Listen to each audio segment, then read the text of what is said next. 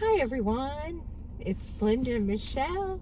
It's Hello. Saturday night, and our second movie of the night was called Green and Gold. Yep, green and gold. It's It was inspired by truth, I guess. A true, I don't know if it was totally a true story, was it? Did it you was take inspired by true events. Yeah, kind of.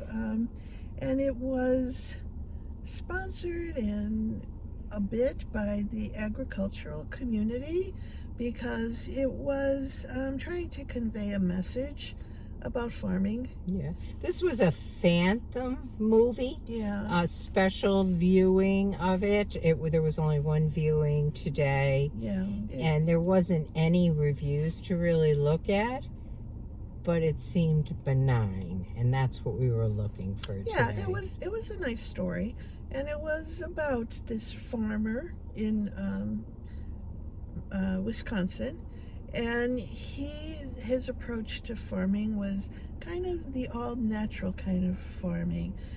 He didn't have a lot of machineries. I mean, he milked his cows by hand, and that was just his philosophy of how agriculture should be accomplished and done, at the expense of probably losing your farm because it wasn't sustainable doing agriculture that way.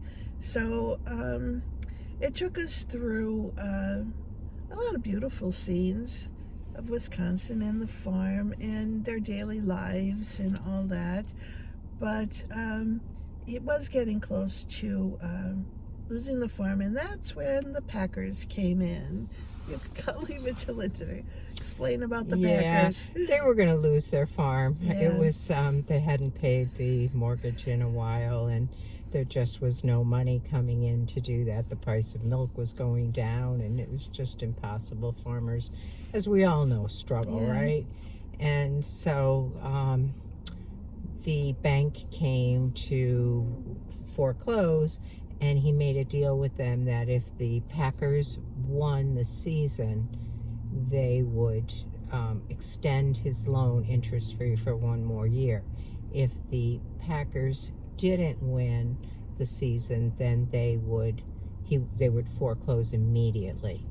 So a lot of it rode on how the Packers went through their season, which was really kind of fun to watch, and you were rooting for the team. Yeah, well, and obviously this farmer was a big Packers fan because he liked naming his cows, and he named them after when the Packers had a big season back when. So all the cows were named after the players on the Packer team for that time. But it was also a family movie in the sense, the interaction between the grandfather, the daughter, an aspiring singer. She was the granddaughter, actually. Granddaughter, yeah. So, yeah, the grandfather and granddaughter and the grandmother. And their interaction, and it was interesting. All those parts played a big part in the movie too. Yeah, the granddaughter was an aspiring singer who in the movie had the opportunity to have her music recognized, and there was a whole story around that. But basically it was trying to secure up this farm. I loved this movie. I really did. When it started, I thought, oh, I'm not going to like this. There was all this agricultural, previews, and there was one of the actors, the guy that played the grandfather, did a little spiel about what it was like to play in the movie. And I thought, this is going to be like an advertisement movie. It wasn't at all. It was really a very good movie. At least I thought it was. It was really one of those heartwarming movies that makes you feel good, makes you kind of really root for people. Won't tell you the ending, won't ruin it for you in case you want to see it.